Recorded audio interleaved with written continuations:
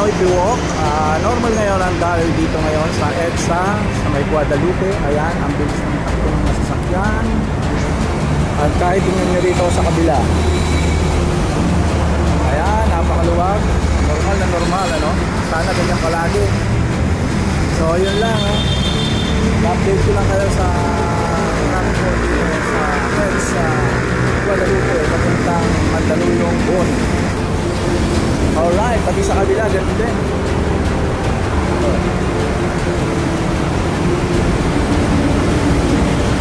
Ang ganda ng daloy ng mga trapiko natin ngayon.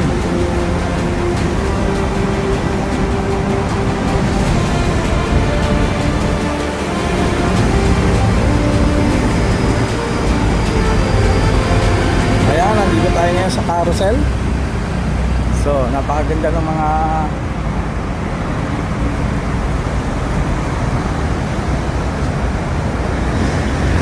napakaganda ng sitwasyon ngayon dito.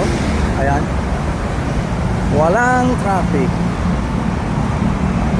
Yun lang mga Canoy Walk natin dyan.